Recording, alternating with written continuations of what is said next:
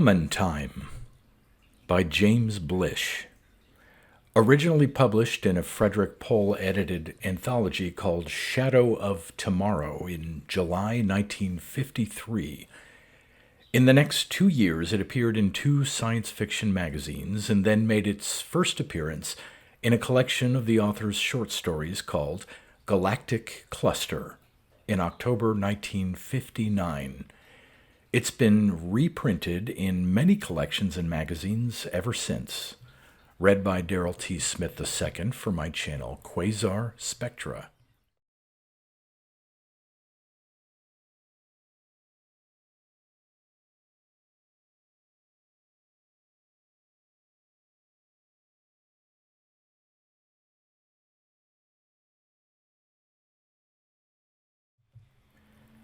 Common Time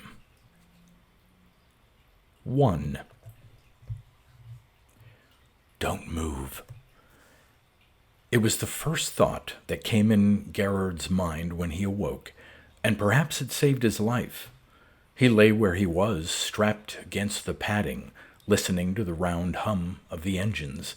That in itself was wrong. He should be unable to hear the overdrive at all.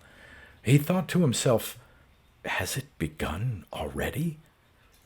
Otherwise, everything seemed normal. The DFC-3 had crossed over into interstellar velocity, and he was still alive, and the ship was still functioning. The ship should, at this moment, be traveling at 22.4 times the speed of light, a neat 4,157,000 miles per second. Somehow, Gerard did not doubt that it was.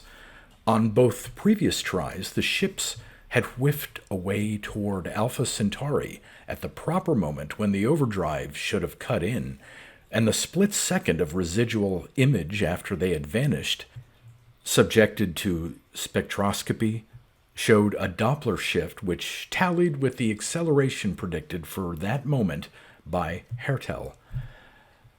The trouble was not that Brown and Cellini hadn't got away in good order. It was simply that neither of them had ever been heard from again. Very slowly, he opened his eyes. His eyelids felt terrifically heavy. As far as he could judge from the pressure of the couch against his skin, the gravity was normal. Nevertheless, moving his eyelids seemed almost an impossible job. After long concentration, he got them fully open. The instrument chassis was directly before him, extended over his diaphragm on its elbow joint. Still without moving anything but his eyes, and those only with the utmost patience, he checked each of the meters. Velocity, 22.4 C. Operating temperature, normal. Ship temperature, 37 degrees Celsius. Air pressure, 778 millimeters. Fuel, number 1 tank full, number 2 tank full, number 3 tank full, number 4 tank 9/10 full. Gravity, 1G. Calendar, stopped. He looked at it closely, though his eyes seemed to focus very slowly, too. It was, of course, something more than a calendar. It was an all-purpose clock, designed to show him the passage of seconds, as well as of the 10 months his trip was supposed to take to the double star. But there was no doubt about it. The second hand was motionless. That was the second abnormality. Gerard felt an impulse to get up and see if he could start the clock again. Perhaps the trouble had been temporary and safely in the past. Immediately there sounded in his head the injunction he had drilled into himself for a full month before the trip had begun. Don't move. Don't move until you know the situation as far as it can be known without moving. Whatever it was that had snatched Brown and Cellini irretrievably beyond human ken was potent and totally beyond anticipation. They had both been excellent men, intelligent, resourceful, trained to the point of diminishing returns, and not a micron beyond that point. The best men in the project. Preparations for every knowable kind of trouble had been built into their ships, as they had been built into the DFC-3. Therefore, if there was something wrong nevertheless, it would be something that might strike from some commonplace quarter and strike only once. He listened to the humming. It was even and placid and not very loud, but it disturbed him deeply. The overdrive was supposed to be inaudible, and the tapes from the first unmanned test vehicles had recorded no such hum. The noise did not appear to interfere with the overdrive's operation or to indicate any failure in it. It was just an irrelevancy for which he could find no reason. But the reason existed. Gerard did not intend to do so much as draw another breath until he found out what it was. Incredibly, he realized for the first time that he had not, in fact, drawn one single breath since he had first come to. Though he felt not the slightest discomfort, the discovery called up so overwhelming a flash of panic that he very nearly sat bolt upright on the couch. Luckily, or so it seemed, after the panic had begun to ebb, the curious lethargy which had affected his eyelids appeared to involve his whole body, for the impulse was gone before he could summon the energy to answer it. And the panic, poignant though it had been for an instant, turned out to be wholly intellectual. In a moment he was observing that his failure to breathe in no way discommoded him as far as he could tell. It was just there, waiting to be explained. Or to kill him. But it hadn't yet. Engines humming. Eyelids heavy. Breathing absent. Calendar stopped. The four facts added up to nothing. The temptation to move something, even if it were only a big toe, was strong, but Gerard fought it back. He had been awake only a short while, half an hour at most, and already had noticed 4 abnormalities. There were bound to be more, anomalies more subtle than these 4, but available to close examination before he had to move. Nor was there anything in particular that he had to do aside from caring for his own wants. The project, on the chance that Brown's and Cellini's failure to return had resulted from some tampering with the overdrive, had made everything in the DFC-3 subject only to the computer. In a very real sense, Gerard was just along for the ride. Only when the overdrive was off could he adjust. Pop! It was a soft, low-pitched noise, rather like a cork coming out of a wine bottle. It seemed to have come just from the right of the control chassis. He halted a sudden jerk of his head on the cushions toward it with a flat fiat of will. Slowly he moved his eyes in that direction. He could see nothing that might have caused the sound. The ship's temperature dial showed no change, which ruled out a heat noise from differential contraction or expansion, the only possible explanation he could bring to mind. He closed his eyes, a process which turned out to be just as difficult as opening them had been, and tried to visualize what the calendar had looked like when he had first come out of anesthesia. After he got a clear and, he was almost sure, accurate picture, Gerard opened his eyes again. The sound had been the calendar advancing 1 second. It was now motionless again, apparently stopped. He did not know how long it took the second hand to make that jump. Normally, the question had never come up. Certainly, the jump, when it came at the end of each second, had been too fast for the eye to follow. Belatedly, he realized what all this cogitation was costing him in terms of essential information. The calendar had moved. Above all, and before anything else, he must know exactly how long it took to move it again. He began to count, allowing an arbitrary 5 seconds lost. 1 and a 6, 1 and a 7, 1 and an 8. Gerard had gotten only that far when he found himself plunged into hell. First and utterly without reason, A sickening fear flooded swiftly through his veins, becoming more and more intense. His bowels began to knot with infinite slowness. His whole body became a field of small, slow pulses, not so much shaking him as putting his limbs into contrary joggling motions and making his skin ripple gently under his clothing. Against the hum, another sound became audible, a nearly subsonic thunder which seemed to be inside his head. Still, the fear mounted, and with it came the pain and the tenesmus, a board-like stiffening of his muscles, particularly across his abdomen and his shoulders, but affecting his forearms almost as grievously. He felt himself beginning, very gradually, to double at the middle, a motion about which he could do precisely nothing. A terrifying kind of dynamic paralysis. It lasted for hours. At the height of it, Gerard's mind, even his very personality, was washed out utterly. He was only a vessel of horror. When some few trickles of reason began to return over that burning desert of reasonless emotion, he found that he was sitting up on the cushions, and that with one arm he had thrust the control chassis back on its elbow so that it no longer jutted over his body. His clothing was wet with perspiration which stubbornly refused to evaporate or to cool him, and his lungs ached a little, although he could still detect no breathing. What under God had happened? Was it this that had killed Brown and Cellini? For it would kill Gerard too, of that he was sure, if it happened often. It would kill him even if it happened only twice more, if the next two such things followed the first one closely.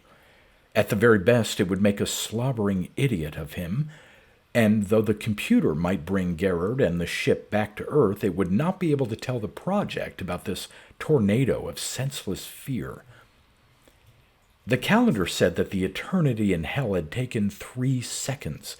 As he looked at it in academic indignation, it said, "Puck," and condescended to make the total seizure 4 seconds long. With grim determination, Gerard began to count again. He took care to establish the counting as an absolutely even, automatic process, which would not stop at the back of his mind no matter what other problem he tackled along with it, or what emotional typhoons should interrupt him. Really compulsive counting cannot be stopped by anything, not the transports of love nor the agonies of empires. Gerard knew the dangers in deliberately setting up such a mechanism in his mind, but he also knew how desperately he needed to time that clock tick. He was beginning to understand what had happened to him, but he needed exact measurement before he could put that understanding to use. Of course, there had been plenty of speculation on the possible effect of the overdrive on the subjective time of the pilot, but none of it had come to much. At any speed below the velocity of light, subjective and objective time were exactly the same as far as the pilot was concerned. For an observer on Earth, time aboard the ship would appear to be vastly slowed at near light speeds, but for the pilot himself there would be no apparent change. Since flight beyond the speed of light was impossible, although for slightly differing reasons, by both the current theories of relativity, neither theory had offered any clue as to what would happen on board a translight ship. They would not allow that any such ship could even exist. The Hertel transformation on which, in effect, the DFC-3 flew was non-relativistic. It showed that the apparent elapsed time of a translight journey should be identical in ship time and in the time of observers at both ends of the trip. But since ship and pilot were part of the same system, both covered by the same expression in Hertel's equation, it had never occurred to anyone that the pilot and the ship might keep different times. The notion was ridiculous. 1 and a 701, 1 and a 702, 1 and a 703, 1 and a 704. The ship was keeping ship time, which was identical with observer time. It would arrive at the Alpha Centauri system in 10 months, but the pilot was keeping Gerard time, and it was beginning to look as though he wasn't going to arrive at all. It was impossible, but there it was.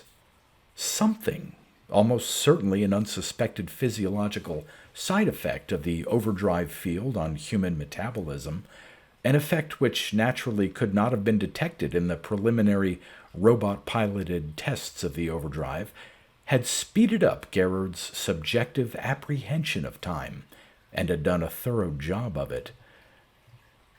The second hand began a slow preliminary quivering as the calendar's innards began to apply power to it. 741, 742, 743. At the count of 7,058, the second hand began the jump to the next graduation. It took it several apparent minutes to get across the tiny distance, and several more to come completely to rest. Later still, the sound came to him. Puck. In a fever of thought, but without any real physical agitation, his mind began to manipulate the figures. Since it took him longer to count an individual number as the number became larger, the interval between the two calendar ticks probably was closer to 7,200 seconds than to 7,058. Figuring backward brought him quickly to the equivalence he wanted. 1 second in ship time was 2 hours in Gerard time. Had he really been counting for what was, for him, 2 whole hours? There seemed to be no doubt about it. It looked like a long trip ahead. Just how long it was going to be struck him with stunning force. Time had been slowed for him by a factor of 7,200. He would get to Alpha Centauri in just 72,000 months, which was 6,000 years? 2. Gerard sat motionless for a long time after that, the Nessus shirt of warm sweat swathing him persistently, refusing even to cool. There was, after all, no hurry. 6,000 years. There would be food and water and air for all that time, or for 60 or 600,000 years. The ship would synthesize his needs as a matter of course, for as long as the fuel lasted, and the fuel bred itself. Even if Gerard ate a meal every 3 seconds of objective or ship time, which he realized suddenly he wouldn't be able to do, for it took the ship several seconds of objective time to prepare and serve up a meal once it was ordered. He'd be lucky if he ate once a day, Gerard time. There would be no reason to fear any shortage of supplies. That had been one of the earliest of the possibilities for disaster that the project engineers had ruled out in the design of the DFC-3. But nobody had thought to provide a mechanism which would indefinitely refurbish Gerard. After 6,000 years, there would be nothing left of him but a faint film of dust on the DFC-3's dully gleaming horizontal surfaces. His corpse might outlast him a while, since the ship itself was sterile. But eventually he would be consumed by the bacteria which he carried in his own digestive tract. He needed those bacteria to synthesize part of his B vitamin needs while he lived, but they would consume him without compunction once he had ceased to be as complicated and delicately balanced a thing as a pilot, or as any other kind of life. Gerard was, in short, to die before the DFC-3 had gotten fairly away from Sol, and when, after 12,000 apparent years, the DFC-3 returned to Earth, not even his mummy would still be aboard. The chill that went through him at that seemed almost unrelated to the way he thought he felt about the discovery. It lasted an enormously long time, and insofar as he could characterize it at all, It seemed to be a chill of urgency and excitement, not at all the kind of chill he should be feeling at a virtual death sentence. Luckily, it was not as intolerably violent as the last such emotional convulsion, and when it was over, 2 clock ticks later, it left behind a residuum of doubt. Suppose that this effect of time stretching was only mental. The rest of his bodily processes might still be keeping ship time.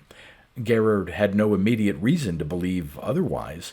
If so, he would be able to move about only on ship time too. It would take many apparent months to complete the simplest task. But he would live, if that were the case. His mind would arrive at Alpha Centauri 6,000 years older, and perhaps madder than his body, but he would live. If, on the other hand, his bodily movements were going to be as fast as his mental processes, he would have to be enormously careful. He would have to move slowly and exert as little force as possible. The normal human hand movement in such a task as lifting a pencil took the pencil from a state of rest to another state of rest by imparting to it an acceleration of about 2 feet per second, and of course decelerated it by the same amount. If Gerard were to attempt to impart to a 2-pound weight, which was keeping ship time, an acceleration of 14,440 feet per second squared in his time, he'd have to exert a force of 900 pounds on it. The point was not that it couldn't be done, but that it would take as much effort as pushing a stalled jeep. He'd never be able to lift that pencil with his forearm muscles alone. He'd have to put his back into the task. And the human body wasn't engineered to maintain stresses of that magnitude indefinitely. Not even the most powerful professional weightlifter is forced to show his prowess throughout every minute of every day. Pop! That was the calendar again. Another second had gone by, or another 2 hours. It had certainly seemed longer than a second, but less than 2 hours, too. Evidently, subjective time was an intensively recomplicated measure, even in this world of microtime, in which Gerard's mind at least seemed to be operating. He could make the lapses between calendar ticks seem a little shorter by becoming actively interested in some problem or other. That would help during the waking hours, but it would help only if the rest of his body were not keeping the same time as his mind. If it were not, then he would lead an incredibly active, but perhaps not intolerable, mental life during the many centuries of his awake time, and would be mercifully asleep for nearly as long. Both problems, that of how much force he could exert with his body and how long he could hope to be asleep in his mind, emerged simultaneously into the forefront of his consciousness while he still sat inertly on the hammock, their terms still much muddled together. After the single tick of the calendar, the ship, or the part of it that Gerard could see from here, settled back into complete rigidity. The sound of the engines, too, did not seem to vary in frequency or amplitude, at least as far as his ears could tell. He was still not breathing. Nothing moved. Nothing changed. It was the fact that he could still detect no motion of his diaphragm or his rib cage that decided him at last. His body had to be keeping ship time, otherwise he would have blacked out from oxygen starvation long before now. That assumption explained, too, those 2 incredibly prolonged, seemingly sourceless saturnalias of emotion through which he had suffered. They had been nothing more nor less than the response of his endocrine glands to the purely intellectual reactions he had experienced earlier. He had discovered that he was not breathing, had felt a flash of panic, and had tried to sit up. Long after his mind had forgotten those 2 impulses, they had inched their way from his brain down his nerves to the glands and muscles involved, and actual physical panic had supervened. When that was over, he actually was sitting up, though the flood of adrenaline had prevented his noticing the motion as he had made it. The later chill, less violent and apparently associated with the discovery that he might die long before the trip was completed, actually had been his body's response to a much earlier mental command, the abstract fever of interest he had felt while computing the time differential had been responsible for it. Obviously, he was going to have to be very careful with apparently cold and intellectual impulses of any kind, or he would pay for them later with a prolonged and agonizing glandular reaction. Nevertheless, the discovery gave him considerable satisfaction, and Gerard allowed it free play. It certainly could not hurt him to feel pleased for a few hours, and the glandular pleasure might even prove helpful if it caught him at a moment of mental depression. 6,000 years, after all, provided a considerable number of opportunities for feeling down in the mouth, so it would be best to encourage all pleasure moments and let the after-reaction last as long as it might. It would be the instants of panic, of fear, of gloom, which he would have to regulate sternly the moment they came into his mind. It would be those which would otherwise plunge him into 4, 5, 6, perhaps even 10 Gerard hours of emotional inferno. Puck. There now. That was very good. There had been 2 Gerard hours which he had passed with virtually no difficulty of any kind, and without being especially conscious of their passage. If he could really settle down and become used to this kind of scheduling, the trip might not be as bad as he had at first feared. Sleep would take immense bites out of it, and during the waking periods, he could put in one hell of a lot of creative thinking. During a single day of ship time, Gerard could get in more thinking than any philosopher of Earth could have managed during an entire lifetime. Gerard could, if he disciplined himself sufficiently, devote his mind for a century to running down the consequences of a single thought, down to the last detail, and still have millennia left to go on to the next thought. What panoplies of pure reason could he not have assembled by the time 6,000 years had gone by? With sufficient concentration, he might come up with the solution to the problem of evil between breakfast and dinner of a single ship's day, and in a ship's month might put his finger on the first cause. Puck. Not that Gerard was sanguine enough to expect that he would remain logical or even sane throughout the trip. The vista was still grim in much of its detail, but the opportunities, too, were there. He felt a momentary regret that it hadn't been Hertel, rather than himself, who had been given such an opportunity. Puck, for the old man could certainly have made better use of it than Gerard could. The situation demanded someone trained in the highest rigors of mathematics to be put to the best conceivable use.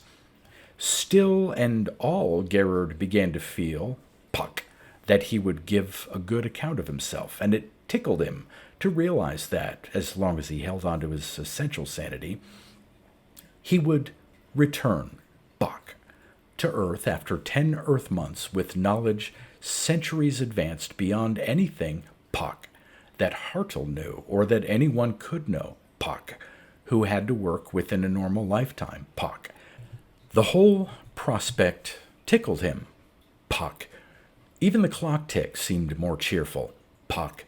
He felt fairly safe now, Puck, in disregarding his drilled-in command, Puck, against moving, Puck, since in any Puck event he, Puck, had already, Puck, moved, Puck, without Puck being, Puck, harmed, Puck, Puck, Puck, Puck, Puck, Puck, Puck, Puck, Puck.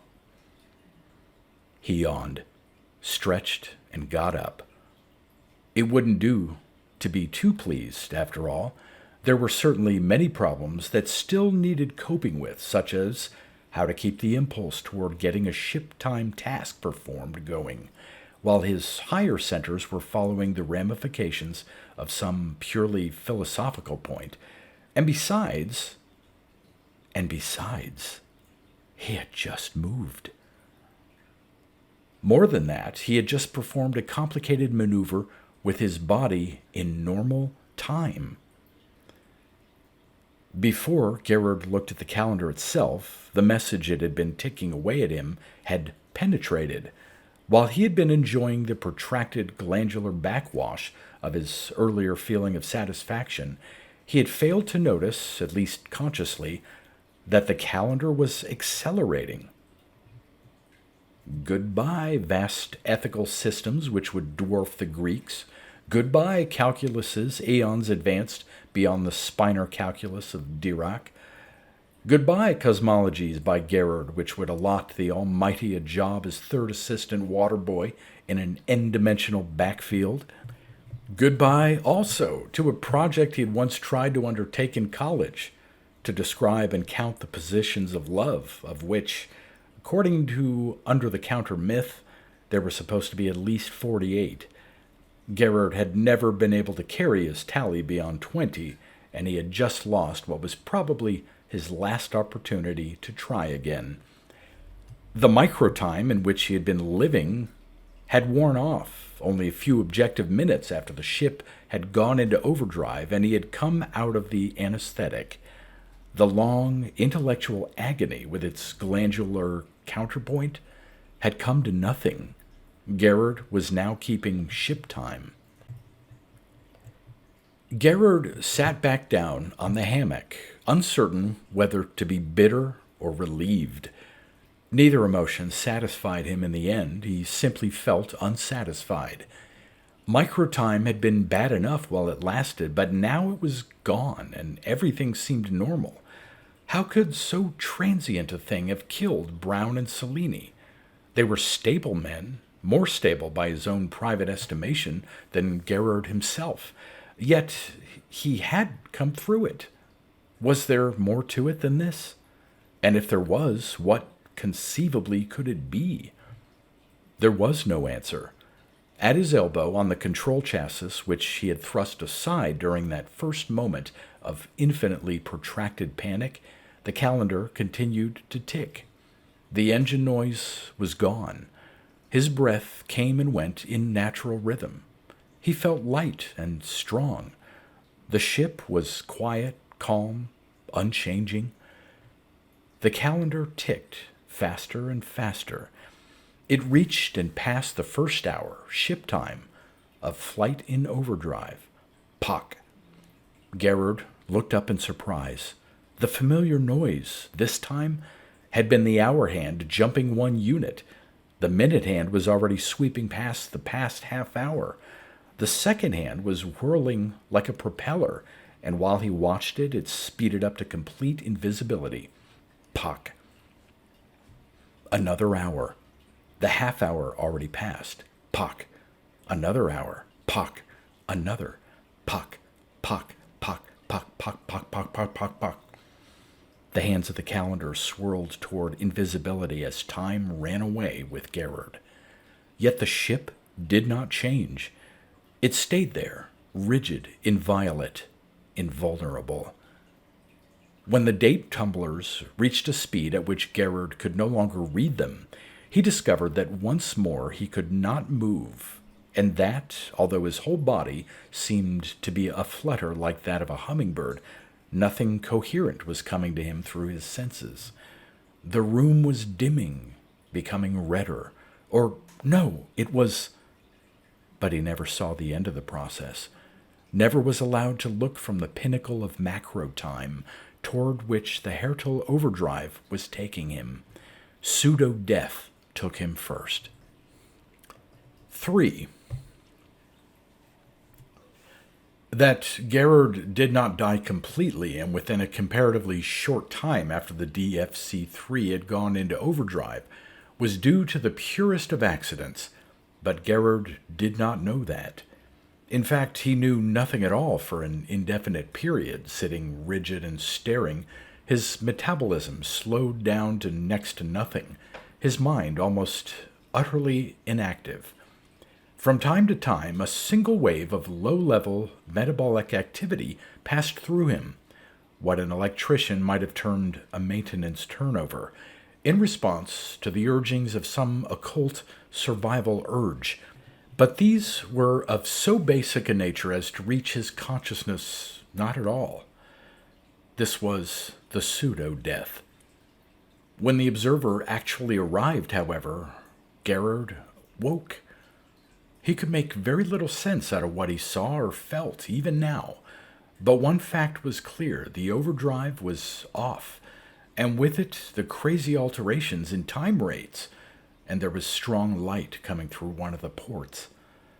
The first leg of the trip was over.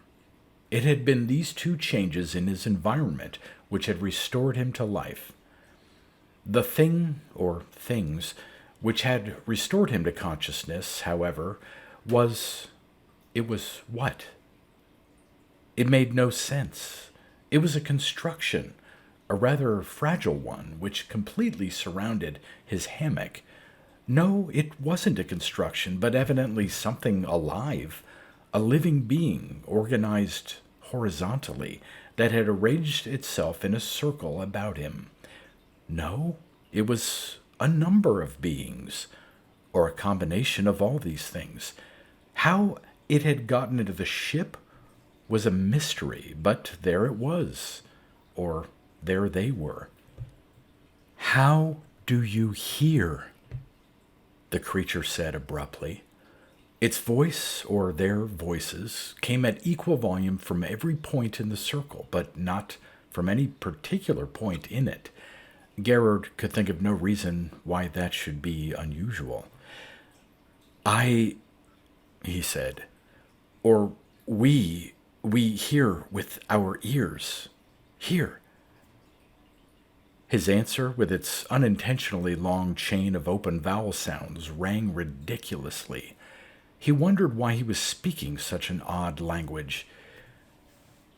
They wooed to pitch you yours this wise," the creature said. With a thump, a book from the DFC-3's ample library fell to the deck beside the hammock.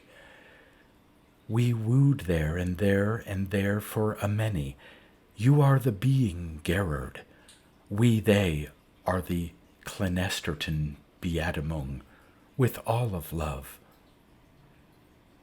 "With all of love," Gerard echoed.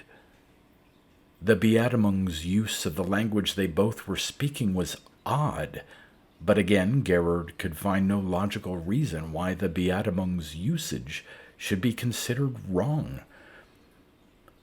Are you they from Alpha Centauri?" he said hesitantly. "Yes, we hear the twin radioseals that show there beyond the gift orifices. They pitched that the being Gerard, with most adoration, these twins, and had mind to them, soft and loud alike. How do you hear?" This time, the being Gerard understood the question. "I hear Earth," he said, "but that is very soft and does not show." "Yes," said the Beatamung, "it is a harmony, not a first, as ours. The all-devouring listens to lovers there, not on the radio seals. Let me mine pitch you yours, so to have mind of the rhodolent Beatamung and other brothers and lovers, along the channel which is fragrant to the being Gerard." Gerard found that he understood the speech without difficulty. The thought occurred to him that to understand a language on its own terms, without having to put it back into English in one's own mind, is an ability that is won only with difficulty and long practice. Yet instantly his mind said, "But it is English." Which of course it was. The offer the Clenesterton Beatamung had just made was enormously hearted, and he in turn was much minded and of love, to his own delighting as well as to the Beatamungin, that almost went without saying. There were many matings of ships after that, and the being Gerard pitched the harmonies of the Beatamungin, leaving his ship with the many gift orifices in harmonic for the all-devouring to love, while the Beatamungin made show of they theirs.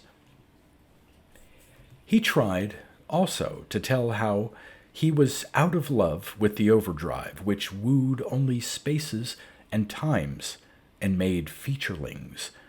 The Rodalent Beatamung wooed the overdrive, but it did not pitch he them.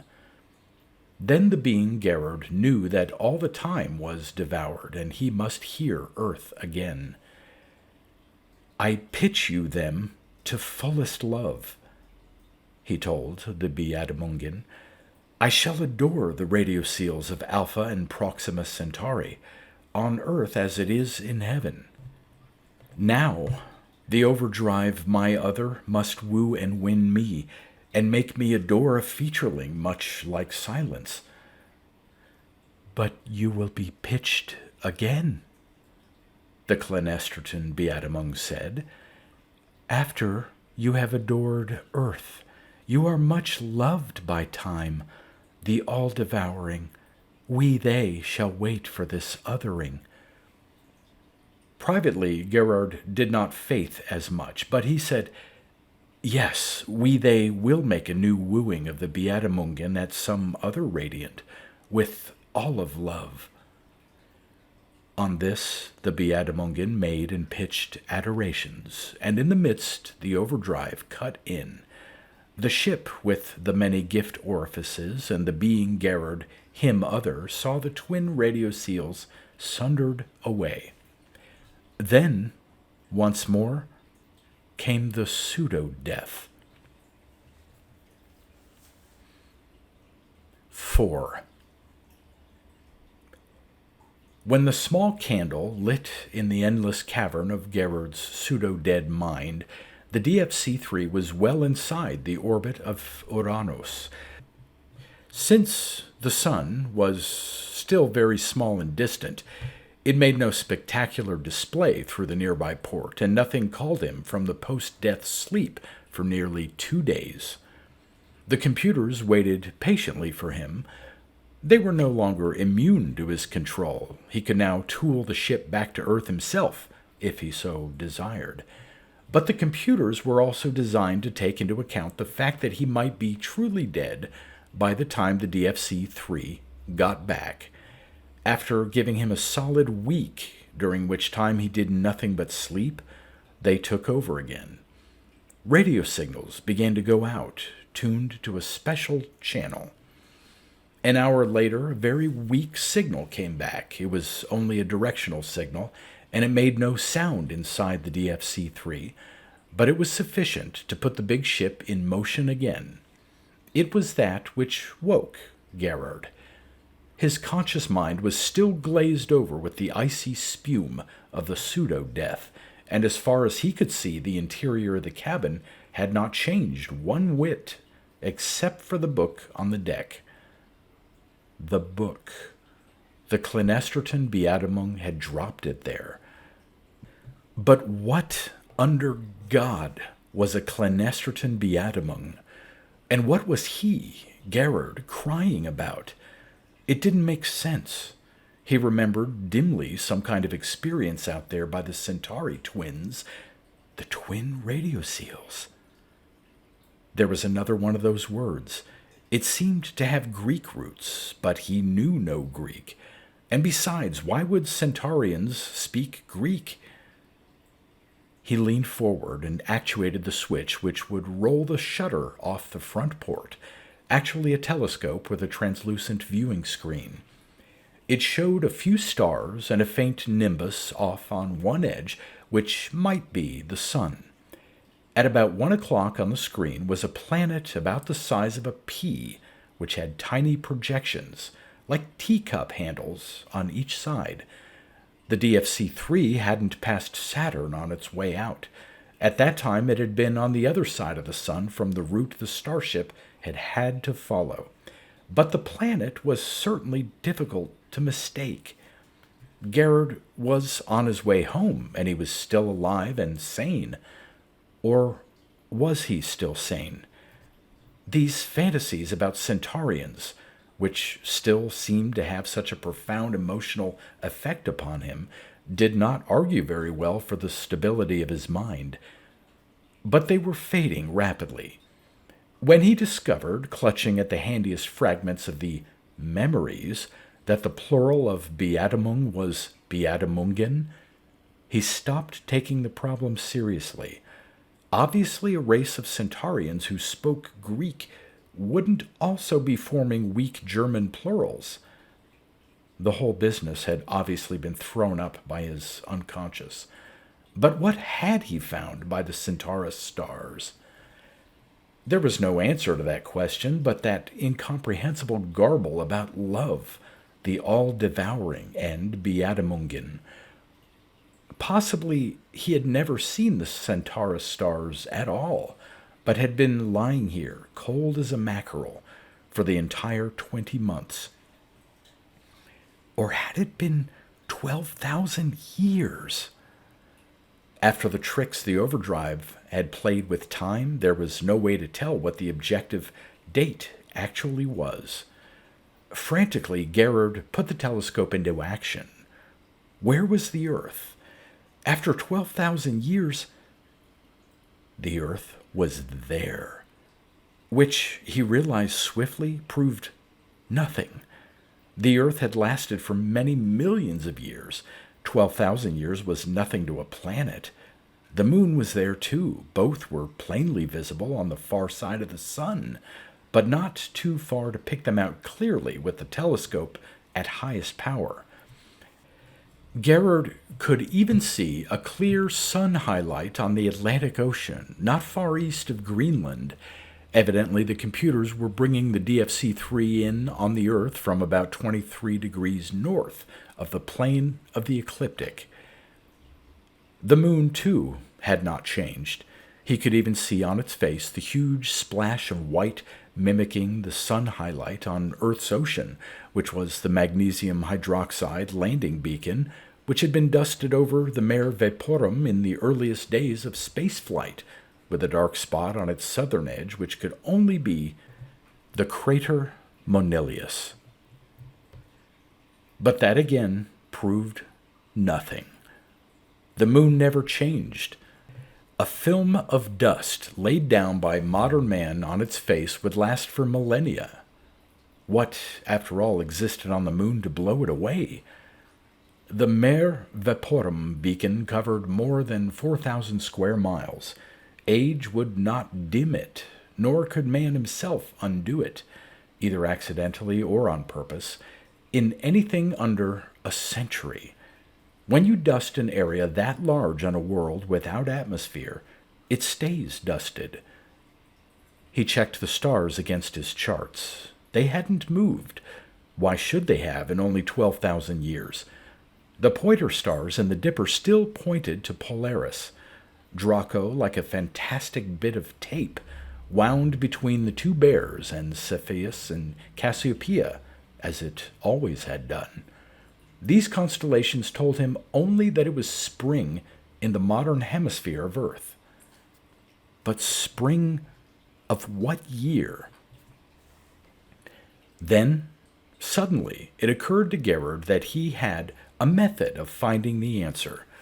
The moon causes tides in the Earth, and action and reaction are always equal and opposite. The moon cannot move things on Earth without itself being affected, and that effect shows up in the moon's angular momentum. The moon's distance from the Earth increases steadily by 0.6 inches every year. At the end of 12,000 years, it should be 600 feet farther away from the Earth. Was it possible to measure? Gerard doubted it, but he got out his ephemeris and his dividers anyhow and took pictures. While he worked, the Earth grew nearer. By the time he had finished his first calculation, which was indecisive because it allowed a margin for error greater than the distances he was trying to check, Earth and Moon were close enough in the telescope to permit much more accurate measurements. which were, he realized wryly, quite unnecessary. The computer had brought the DFC-3 back, not to an observed sun or planet, but simply to a calculated point. That Earth and Moon would not be near that point when the DFC-3 returned was not an assumption that the computer could make. That the Earth was visible from here was already good and sufficient proof that no more time had elapsed than had been calculated for from the beginning. This was hardly new to Gerard. It had simply been retired to the back of his mind. Actually, he had been doing all this figuring for one reason, and one reason only, because deep in his brain, set to work by himself, there was a mechanism that demanded counting. Long ago, while he was still trying to time the ship's calendar, he had initiated compulsive counting, and it appeared that he had been counting ever since. That had been one of the known dangers of deliberately starting such a mental mechanism, and now it was bearing fruit in these perfectly useless astronomical exercises. The insight was healing. He finished the figures roughly, and that unheard moron deep inside his brain stopped counting at last. It had been pawing its abacus for 20 months now, and Gerard imagined that it was as glad to be retired as he was to feel it go. His radio squawked and said anxiously, "DFC-3, DFC-3. Gerard, do you hear me? Are you still alive? Everybody's going wild down here. Gerard, if you hear me, call us." It was Hertel's voice. Gerard closed the dividers so convulsively that one of the points nipped into the heel of his hand. "Hertel, I'm here. DFC-3 to the project. This is Gerard."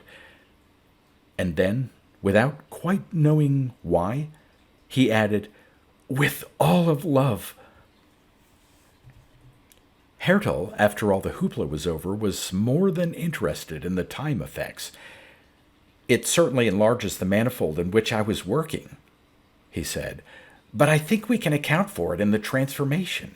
Perhaps even factor it out, which would eliminate it as far as the pilot is concerned. We'll see, anyhow." Gerard swirled his highball reflectively. In Hertel's cramped old office, in the project's administration shack, he felt both strange and as old, as compressed, constricted.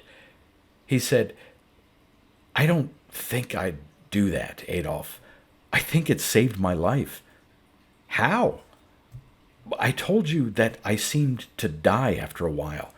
Since I got home, I've been reading, and I've discovered that the psychologists take far less stock in the individuality of the human psyche than you and I do.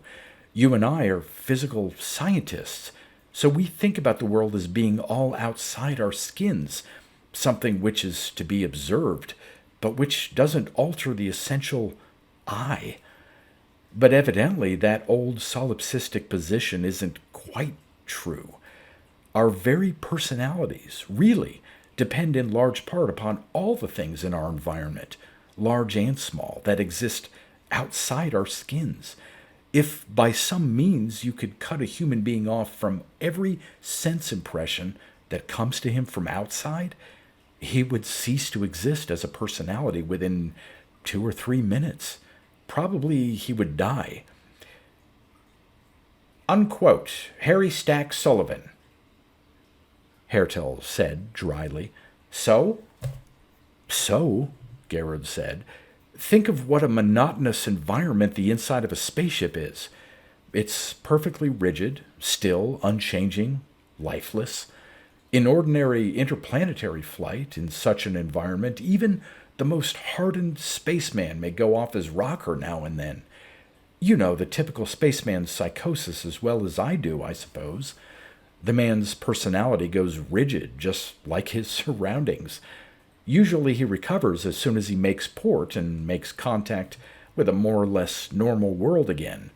But in the DFC-3, I was cut off from the world around me much more severely. I couldn't look outside the ports. I was in overdrive, and there was nothing to see. I couldn't communicate with home because I was going faster than light. And then I found I couldn't move either for an enormous long while, and that even the instruments that are in constant charge for the usual spacemen wouldn't be in motion for me. Even those were fixed. After the time rate began to pick up, I found myself in an even more impossible box. The instruments moved all right, but then they moved too fast for me to read them. The whole situation was now utterly rigid, and in effect, I died. I froze as solid as the ship around me and stayed that way as long as the overdrive was on. By that showing, Hertel said dryly, the time effects were hardly your friends. But they were, Adolf. Look, your engines act on subjective time. They keep it varying along continuous curves, from far too slow to far too fast, and I suppose back down again. Now, this is a situation of continuous change. It wasn't marked enough in the long run to keep me out of pseudo-death, but it was sufficient to protect me from being obliterated altogether, which I think is what happened to Brown and Cellini. Those men knew that they could shut down the overdrive if they could just get to it, and they killed themselves trying. But I knew that I just had to sit and take it, and by my great good luck, your sine curve time variation made it possible for me to survive. Ah, Hartel said. A point worth considering, though I doubt that it will make interstellar travel very popular. He dropped back into silence. His thin mouth pursed. Gerard took a grateful pull at his drink. At last, Hertel said, Why are you in trouble over these Centaurians? It seems to me that you've done a good job. It was nothing that you were a hero. Any fool can be brave. But I see also that you thought, where Brown and Cellini evidently only reacted. Is there some secret about what you found when you reached those two stars? Gerard said, Yes, there is. But I've already told you what it is. When I came out of the pseudo-death, I was just a sort of plastic palimpsest upon which anybody could have made a mark. My own environment, my ordinary Earth environment, was a hell of a long way off. My present surroundings were nearly as rigid as they had ever been. When I met the Centaurians, if I did, and I'm not at all sure of that, they became the most important thing in my world, and my personality changed to accommodate and understand them. That was a change about which I couldn't do a thing. Possibly I did understand them, but the man who understood them wasn't the same man you're talking to now, Adolf. Now that I'm back on Earth, I don't understand that man. He even spoke English in a way that's gibberish to me. If I can't understand myself during that period, and I can't, I don't even believe that that man was the Gerard I know. What hope have I of telling you or the project about the Centaurians? They found me in a controlled environment, and they altered me by entering it. Now that they're gone, nothing comes through. I don't even understand why I think they spoke English. Did they have a name for themselves? Sure, Gerard said. They were the Beatamungen. What did they look like? I never saw them. Hertel leaned forward. Then I heard them, I think. Gerard shrugged and tasted his scotch again. He was home, and on the whole he was pleased. But in his malleable mind he heard someone say, On earth, as it is in heaven. And then, in another voice, which might also have been his own, why had he thought him other? It is later than you think. Adolf, he said, is this all there is to it? Or are we going to go on with it from here? How long will it take to make a better starship, a DFC-4? Many years, Hertel said, smiling kindly. Don't be anxious, Gerard. You've come back, which is more than the others managed to do, and nobody will ask you to go out again. I really think that it's hardly likely that we'll get another ship built during your lifetime. And even if we do, we'll be slow to launch it. We really have very little information about what kind of playground you found out there. I'll go, Gerard said. I'm not afraid to go back. I'd like to go.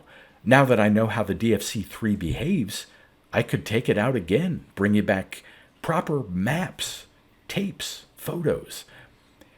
Do you really think, Hertel said, his face suddenly serious, that we could let the DFC-3 go out again? Gerard, we're going to take that ship apart, practically molecule by molecule. That's preliminary to the building of any DFC-4. And no more can we let you go. I don't mean to be cruel, but has it occurred to you that this desire to go back may be the result of some kind of post-hypnotic suggestion? If so, the more badly you want to go back, the more dangerous to us all you may be. We're going to have to examine you just as thoroughly as we do the ship. If these Beatamungen wanted you to come back, they must have had a reason. And we have to know that reason. Gerard nodded, but he knew that Hertel could see the slight movement of his eyebrows and the wrinkles forming in his forehead, the contractions of the small muscles which stopped the flow of tears only to make grief patent on the rest of the face. In short, he said, don't move. Hertel looked politely puzzled. Gerard, however, could say nothing more. He had returned to humanity's common time and would never leave it again, not even for all his dimly remembered promise, with all there was left in him of love.